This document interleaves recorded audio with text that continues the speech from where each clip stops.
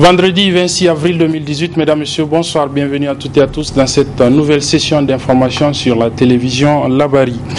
Les actions de protestation contre les mesures fiscales antisociales contenues dans la loi des finances 2018 se poursuivent. En effet, demain, à l'appel des responsables de ce cadre de concertation et d'action citoyenne, donc un sit-in est prévu à la place de la concertation à partir de 16h ici à Niamey pour parler de ce sit-in et de la situation générale des premiers responsables de ce cadre de concertation qui, comme vous le savez, sont privés de liberté. Voilà un mois aujourd'hui. Nous avons interrogé pour vous un des responsables de ce cadre de concertation à la personne de M. Moukela Halidou. Je vous propose de le suivre en extrait avant de le retrouver en intégralité en partie magazine de ce journal. Aujourd'hui, si les Nouha Arzika, les Moussa Tchangari, les Ali Idrissa, les Mekulzodi, les Maîtres Lirwana, les Diori sont en prison, plus la vingtaine d'autres personnes, c'est à cause du combat de ce peuple-là. La seule chose que nous attendons du peuple, c'est de sortir massivement et de répondre aux journées d'action citoyenne organisées par le cadre de concertation. Nous venons de faire un point de presse, nous venons d'appeler le peuple nigérien à sortir le vendredi, à partir de la période de 14h, que nous puissions organiser un sitting à la place de la concertation pour contraindre le gouvernement à revoir les mesures impopulaires contenues dans la loi des finances 2018 et la malgouvernance. Donc nous attendons, et les camarades incarcérés l'ont dit à travers leur message à envoyer, qu'ils attendent du peuple nigérien, en tout cas un sursaut, que le peuple puisse répondre valablement et que le peuple puisse continuer le combat pour lequel ils sont actuellement incarcérés. Et d'ailleurs, ils l'ont dit, que le peuple ne s'occupe pas de leur incarcération, que le peuple s'occupe du combat citoyen engagé par le cadre. Et nous sommes confiants et nous espérons quand même que les journées prévues du vendredi au dimanche prochain, en tout cas, connaîtront plus de succès que lorsque même les camarades là étaient en liberté. Nous appelons une fois de plus, et enfin nous appelons et nous insistons que le peuple nigérien puisse véritablement se mobiliser le vendredi pour que le sitting puisse être une réussite totale, que les camarades incarcérés comprennent qu'ils ne sont pas inutilement en prison, qu'ils sont en prison pour une cause noble, une cause du peuple, et que le peuple n'est pas prêt aujourd'hui à les lâcher. Le peuple va vaincre, Inch'Allah. Voilà, c'était donc Moukela Halidou, un des responsables du cadre de concertation et d'action citoyenne relativement au sit-in prévu vendredi, donc demain, à partir de 14h, 15h au niveau de la place de la concertation de Niamey. Dans le cadre toujours de ces actions de protestation contre les mesures fiscales antisociales contenues dans la loi des finances, vous le savez, cette lutte est menée aussi bien ici à Niamey qu'à l'intérieur du pays, notamment à Zender. Là-bas, après l'interpellation sur plainte d'un responsable politique, d'un des responsables de ce cadre de concertation au niveau régional de Zender. Donc, un autre a été lui aussi interpellé en la personne de M. Yahaya Badamassi de l'association Alternative Espace Citoyen. Il a été interpellé donc hier, lui et un autre responsable toujours de cette association au niveau de Zender.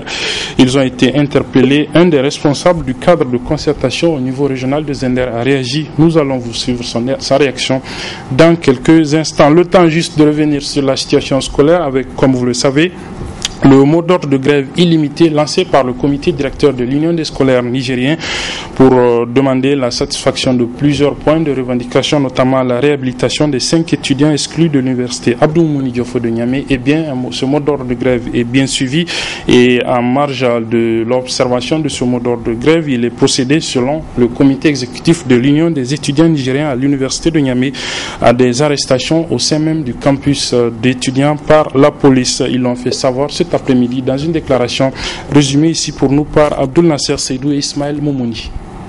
Après avoir été copieusement réprimés par les gendarmes et chassés comme des moins que rien ne l'a cité par le ministre en charge de l'enseignement supérieur, les étudiants sont maintenant pourchassés comme des vulgaires criminels par les autorités. Une dizaine d'étudiants sont déjà dans les mains de la police. Et donc aujourd'hui, vous savez, ils continuent encore les arrestations. Et aujourd'hui, nous estimons que pour le moment, il nous a été notifié que 11 camarades ont été malheureusement arrêtés pour des raisons des rassemblements selon eux, parce que désormais même les différentes causeries qui se font à l'intérieur des facultés sont interdites par les gendarmes. Et voilà pourquoi ils sont passer dans les différentes facultés pour voir les camarades qui se retirent, même des fois dans des conditions d'exercice, et ils estiment que ce sont des rassemblements qu'il faut interdire. Et ils ont pris les camarades, ils sont au nombre de 11, dont au niveau de la médecine 6 camarades, à savoir le délégué général de la faculté, son adjoint et 4 autres camarades. Au niveau de la FAST, 2 camarades, et au niveau de l'ENS, 3 camarades.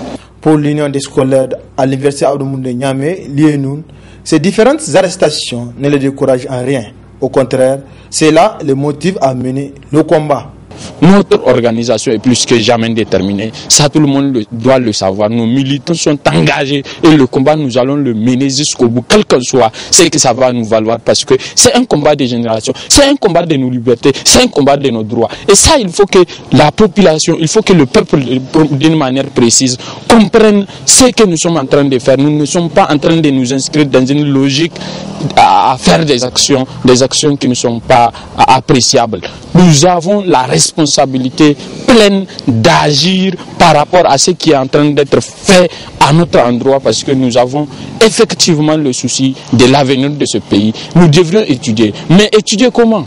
On doit étudier dans de bonnes conditions d'épanouissement intellectuel. On ne peut pas étudier lorsqu'il y a des armes qui sont braquées autour des têtes de chacun. Cette chasse aux sorcières ne va en rien solutionner le problème. Au contraire, cela risquerait de compliquer davantage cette situation.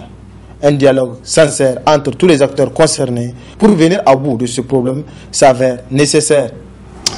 Voilà, comme je le disais donc, au niveau de la région de Zender, dans le cadre de la lutte contre les mesures fiscales antisociales contenues dans la loi des finances 2018, il est procédé hier à l'arrestation, il a donc été procédé hier à l'arrestation d'un des responsables de ce cadre de concertation, à la personne de monsieur Yahaya Badamassi. Il est membre de l'association alternative Espace Citoyen. Il a été interpellé donc lui hier, et un autre toujours membre de cette même association alternative Espace Citoyen. Un des responsables régional du cadre de concertation et d'action citoyenne s'est exprimé sur cette série d'interpellations au niveau de Zender. Je propose de l'écouter. Nous, à notre connaissance, Yahaya Badamassi n'a commis aucun crime ni un délit. Maintenant, s'il est placé en garde à vue, en principe, avant qu'il soit placé en garde à vue, on doit lui notifier les charges à son encontre. Malheureusement, dans ce cas de figure, il n'y a aucune charge. Il n'y a aucune charge contre Yahaya Badamassi. Seulement, Yahaya Badamassi a fait l'objet d'une dictature des princes qui nous gouvernent. Comme son nom l'indique, garde à vue, la personne qui est placée en garde à vue doit être laissée aux visibilités. Mais pour le cas de Yahaya Badamassi et d'autres, il est placé, lui, Yahaya Badamassi, dans une cellule, ce qui nous dit que ce n'est pas une garde à vue, c'est une arrestation. Ils ont parlé d'une éventuelle manifestation de demain vendredi. Et tout le monde sait très bien que nous, au niveau des cadres de concertation et d'action citoyenne, quand nous organisons notre manifestation ou nos manifestations, tout le monde sait très bien que nous les déclarons. On a effectivement déposer une demande et une déclaration de manifester au niveau de la mairie centrale. Nous n'avons jamais organisé une marche interdite à Zender. Donc si c'est pour ça qu'on va reprocher à Badamassi, moi je dis qu'ils ont frappé sur la mauvaise porte. Ce n'est rien d'autre que vraiment des mesures d'intimidation. Et cela ne va pas nous décourager. Deuxième aspect, même s'il s'agit de la question de la marche, mais Badamassi n'est qu'un signataire. Il y a combien de signataires? Il y a jusqu'à 5 signataires de la déclaration à manifester. Si audition il y en a, si interpellation il y en a, en principe, c'est les 5 qui devraient être interpellés pour qu'ils soient auditionnés et entendus sur leur manifestation de vendredi. Et ce n'est pas une manifestation cachée. C'est une manifestation déclarée. Déjà, la manifestation va avoir lieu le vendredi. Mais dans le cadre aussi de la prévention, ce n'est pas de cette manière, en interpellant et en mettant une personne en garde à vue, qu'on va prévenir. Non, la prévention aussi dit que soit l'autorité administrative interdit la manifestation ou bien l'autorité de police judiciaire utilise les renseignements. Et tout le monde sait que nos réunions sont bordées, sont bombées des agents de renseignement, on le sait très bien, on les connaît très bien, mais parce que nous sommes des légalistes, nous les faisons pas mal.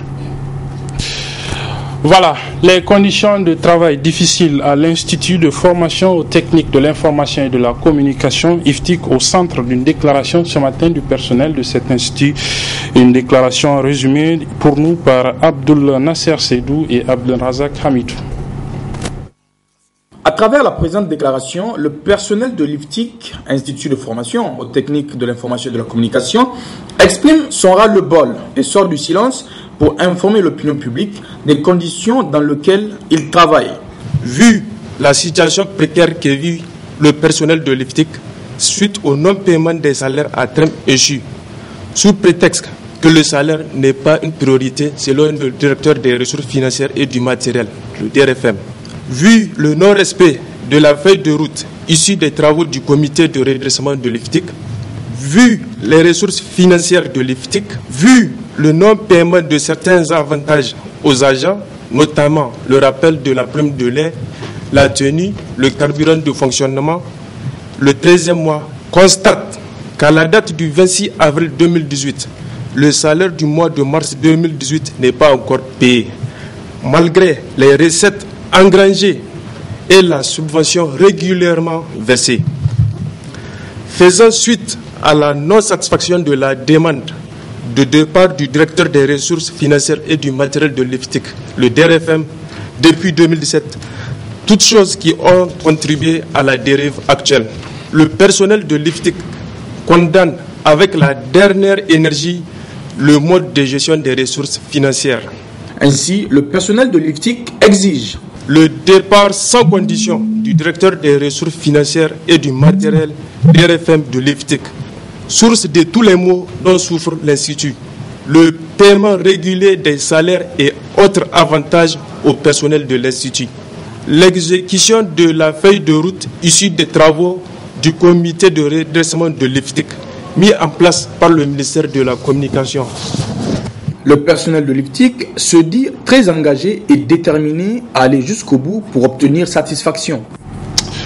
Dans le cadre de la Semaine mondiale d'action en faveur de l'éducation, une campagne de plaidoyer pour l'alimentation scolaire a été lancée ce matin. Une initiative du cadre de concertation des organisations de la société civile nigérienne actives en éducation en partenariat avec le programme alimentaire mondial. Le résumé du lancement de cette campagne avec nos reporters Aboubakar Souley et Nafissa Hassan.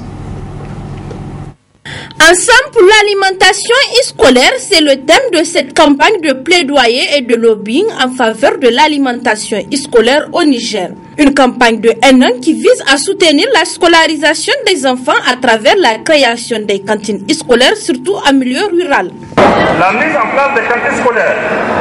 Le gouvernement nigérien tente d'influer positivement le taux de fréquentation et de réussite scolaire en mettant en place selon les zones 2 types de cantines scolaires aux enfants du primaire, surtout les plus vulnérables.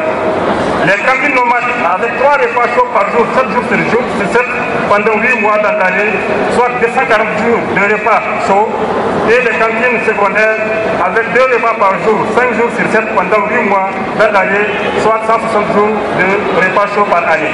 Un ensemble de contraintes entourent encore la mise en œuvre et la coordination du programme national d'alimentation scolaire. On peut noter entre autres l'insuffisance du financement et l'augmentation des effectifs scolaires, l'absence de mécanismes harmonisés pour la coordination et le suivi des actions sur le terrain.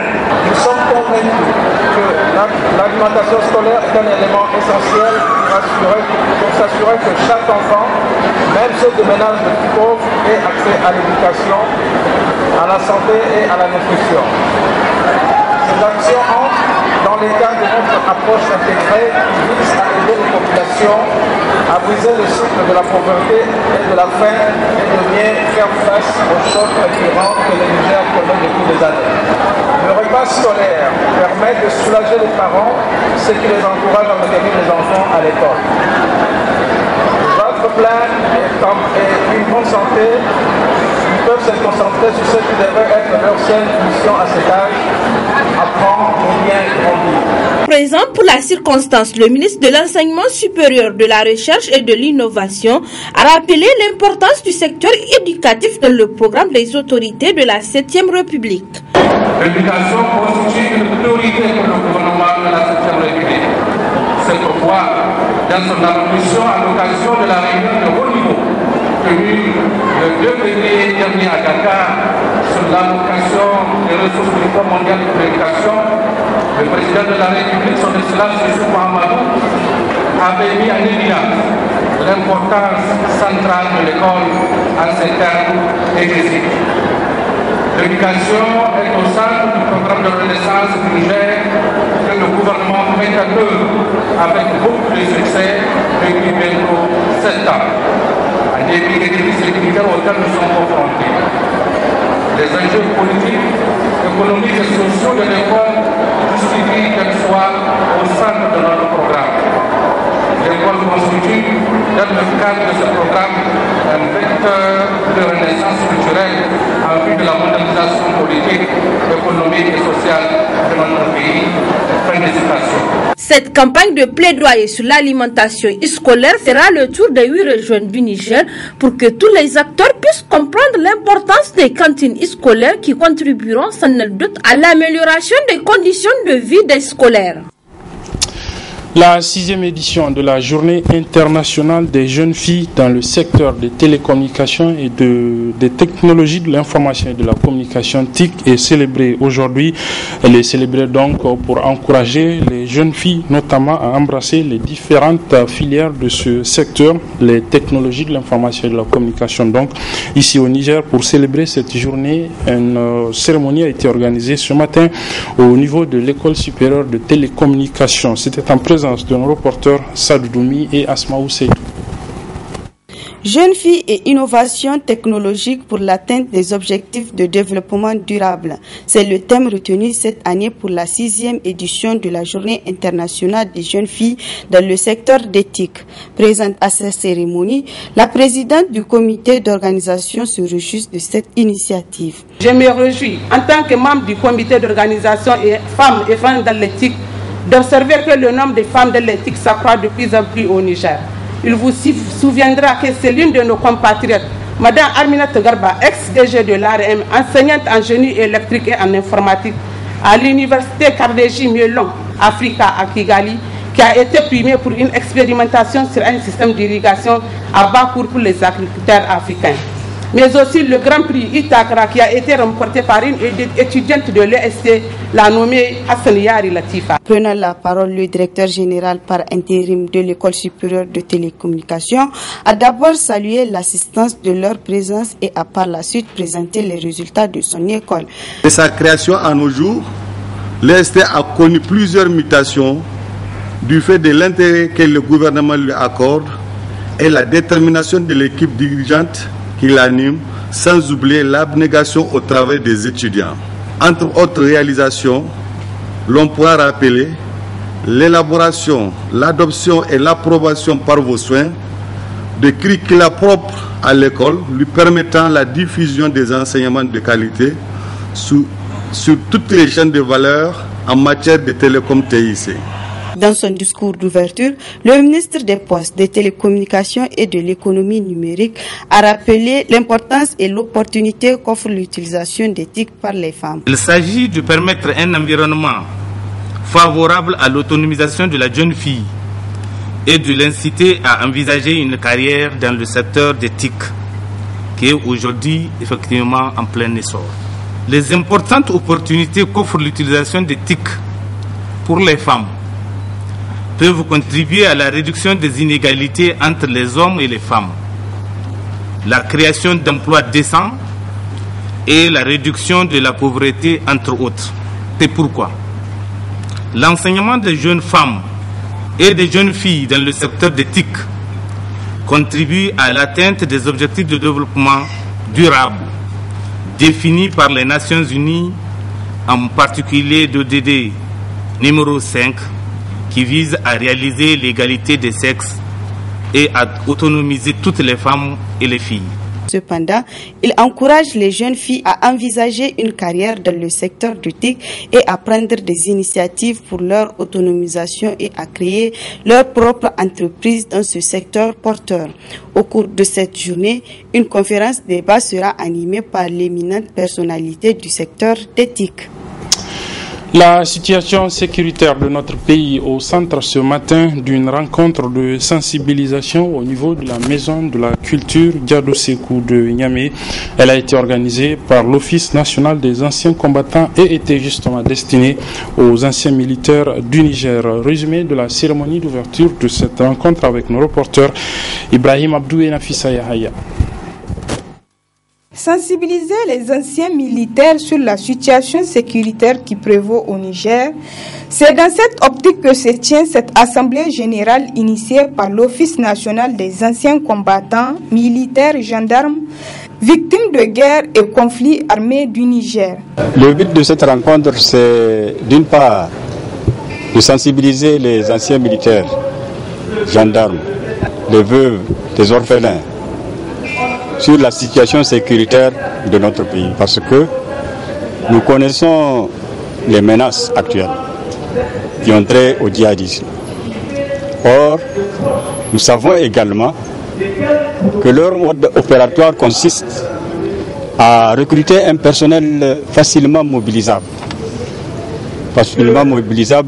et vulnérable. C'est pourquoi nous voulons sensibiliser ce personnel à ne pas céder aux sirènes des forces du mal. Voilà l'objectif premier. L'objectif second, c'est de parler avec eux des questions d'ordre social. Le directeur de cet office a par ailleurs fait cas de la contribution que ces anciens militaires peuvent apporter à la société. Vous savez que les anciens militaires, ce personnel dont je viens de parler, est reparti sur toute l'étendue du territoire national. Et Dieu sait qu'ils sont nombreux. Dieu sait qu'ils sont aguerris. Ils peuvent éventuellement, et ça c'est un dernier ressort, venir en soutien aux forces de défense et de sécurité actives sur le terrain. Et en second ressort, ou plutôt en premier ressort, aider les autorités régionales, départementales et même communales à assurer la sécurité dans leur secteur.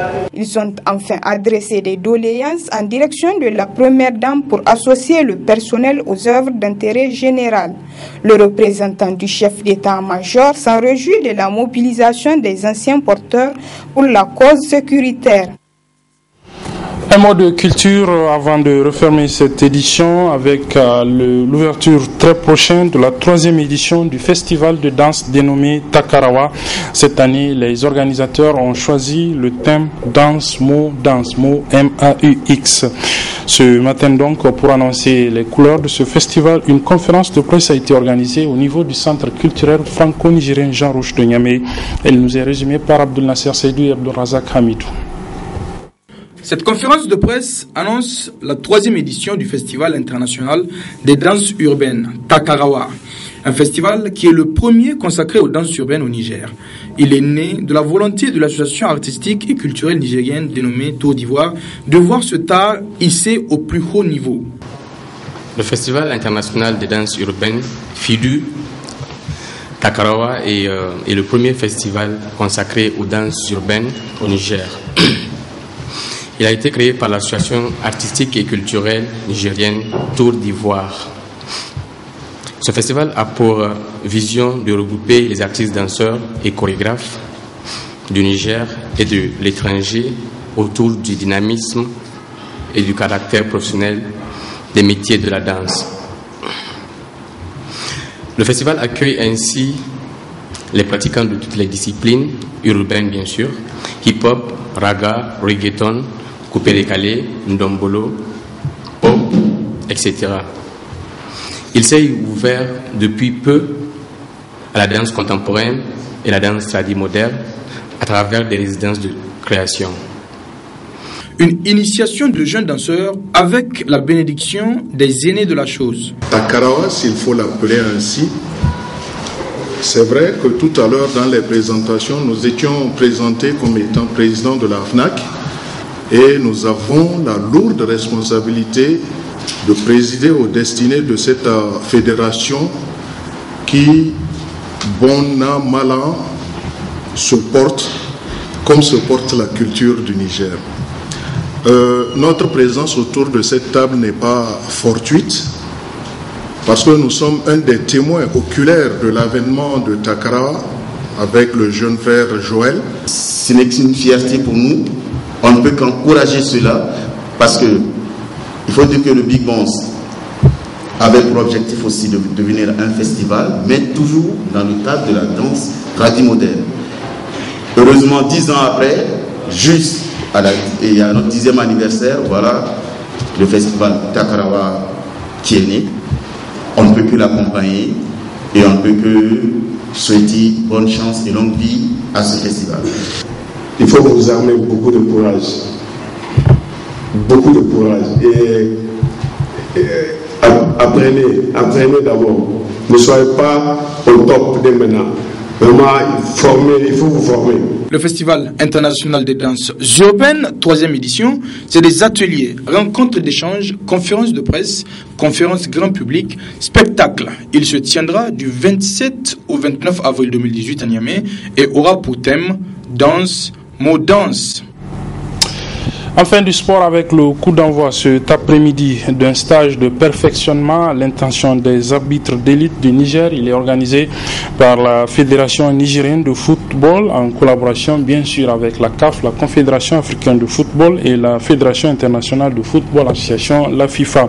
La cérémonie de lancement de ce stage a été présidée par le secrétaire général de la FENIFOOT. C'était au niveau du siège même de cette association. Le résumé avec nos reporters Halidou Bourema et Ismaël Momouni.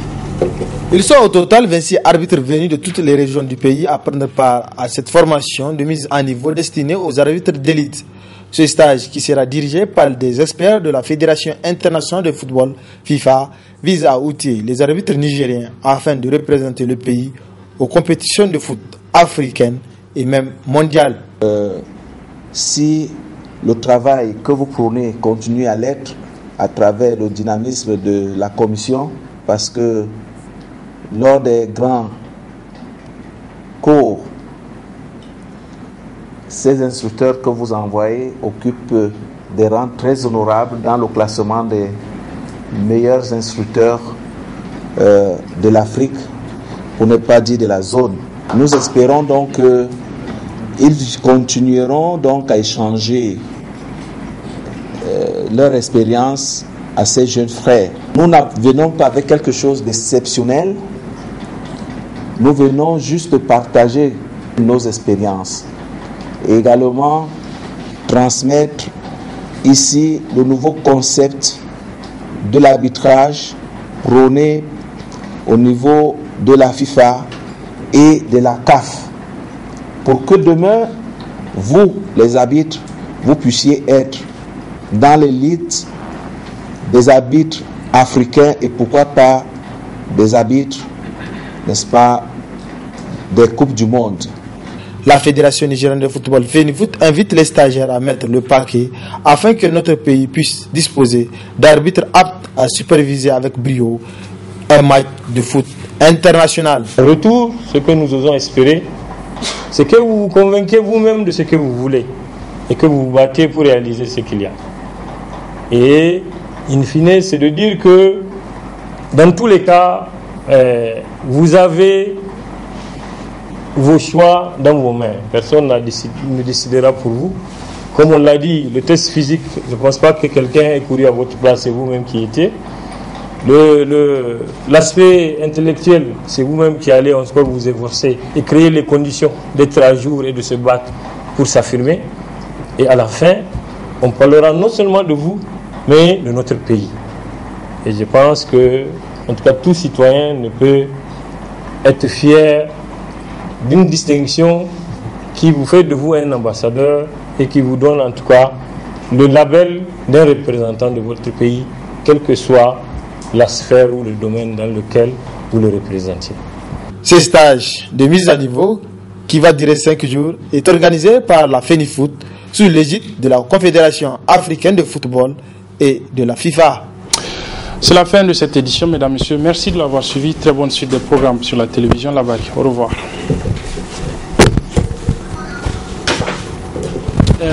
Ça fait déjà un mois, jour pour jour, que ces camarades-là ont été incarcérés dans les différentes prisons de la région de Tillabéri. Les camarades Ali Idrissa à Filengue avec d'autres camarades, Nouh Arzika à Tillabéri avec aussi d'autres camarades, Moussa Tiangari à Walam avec également d'autres camarades.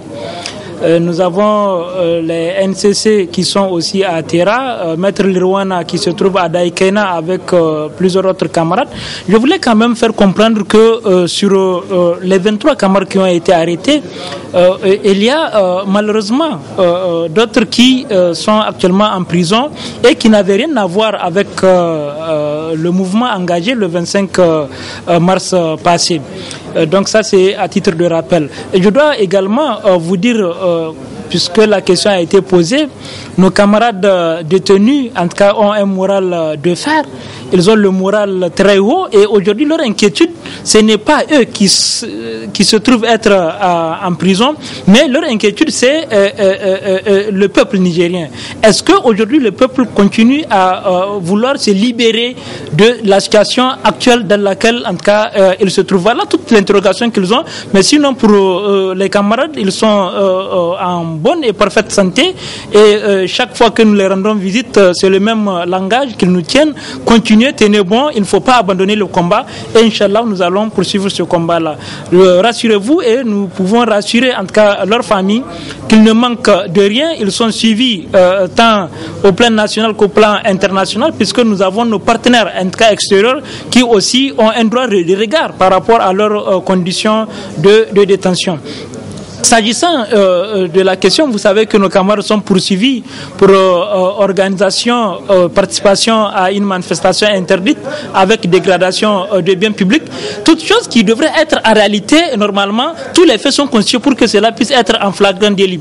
Mais tellement que nous sommes en face d'un pouvoir méchant qui pense que c'est avec la méchanceté, avec la force qu'il faut gérer le tout, ils ont préféré en tout cas donner le dossier au doyen des juges qui, nous savons, se trouve être dans plusieurs dossiers à gérer dans ce pays. Tout ce qu'il y a comme dossier, sale dossier dans ce pays, sont transférés à son cabinet. Eh bien, c'est le même juge qui a le dossier de nos camarades qui, au lieu de les mettre en flagrant délit, puisqu'il sait que dans cette logique en flagrant délit, tout de suite, le dossier, tout au plus en un mois, nous allons le puiser, a préféré les mettre en instruction pour vouloir les garder aussi longtemps qu'il voudra au niveau des cellules. Cela ne va pas nous démoraliser et cela ne va pas nous empêcher de continuer notre combat.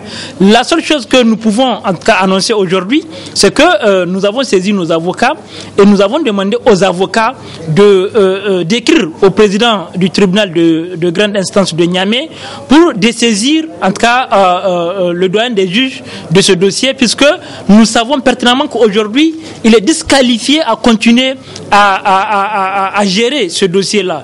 Puisque, comme nous l'avons dit, elle vous souviendra, le jour où ils ont été présentés au doyen de justice, avant même leur arrivée, les avocats l'ont dit, avant l'arrivée de nos camarades, des 23 premiers camarades, déjà, leur sort était scellé, puisque les PV ont été envoyés, signés, et ils ont même été répartis dans les différentes prisons avant leur arrivée devant le juge. Voilà pourquoi les avocats ont estimé que c'est devenu en réalité une situation, au lieu que ça soit un traitement judiciaire, c'est devenu une affaire purement politique. Et voilà pourquoi nous sommes d'avis avec les avocats qu'il faille dessaisir en tout cas le doyen des juges de ce dossier-là et que le dossier puisse être transféré à un autre juge. Nous ne le faisons pas parce que nous voulons que nos camarades ou qu'on fasse une dérogation spéciale pour nos camarades. Non, loin de là, nous le disons tout simplement parce que nous voudrons un traitement judiciaire juste et équitable pour nos camarades. Voilà un peu la situation dans laquelle nous sommes et à cela s'ajoute récemment les deux autres camarades qui ont été pris, notamment le camarade Ibrahim Diori qui se trouve à Kolo actuellement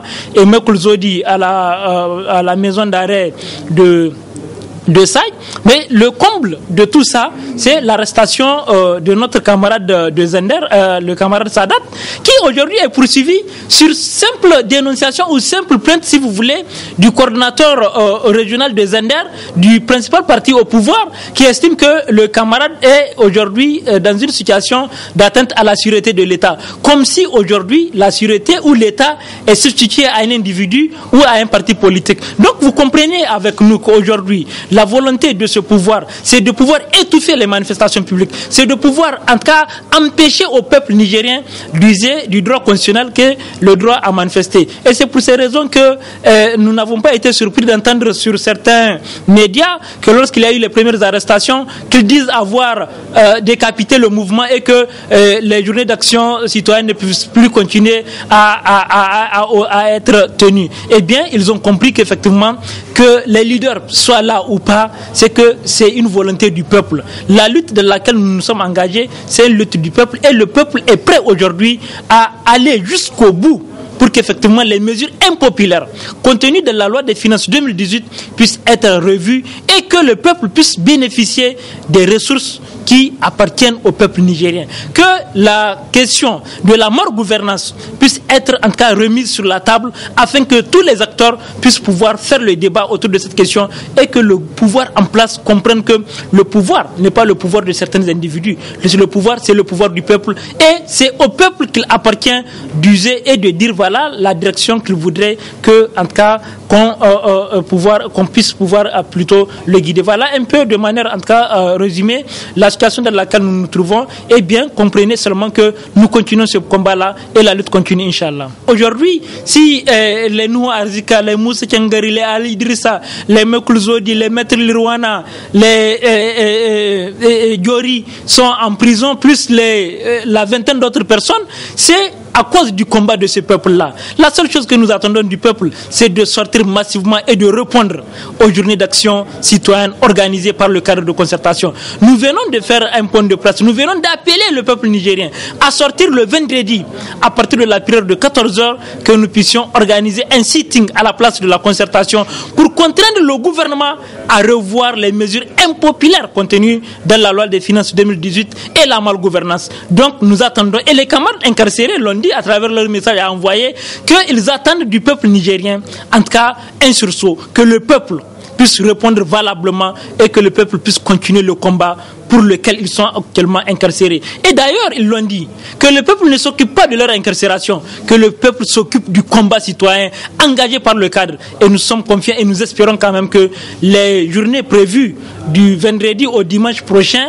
en tout cas, connaîtront plus de succès que lorsque même les camarades là étaient en liberté. Nous appelons une fois de plus et enfin nous appelons et nous insistons que le peuple nigérien puisse véritablement se mobiliser le vendredi pour que le sitting puisse être une réussite totale, que les camarades incarcérés comprennent qu'ils ne sont pas inutilement en prison, qu'ils sont en prison pour une cause noble, une cause du peuple et que le peuple n'est pas prêt aujourd'hui à les lâcher. Le peuple va vaincre, Inch'Allah.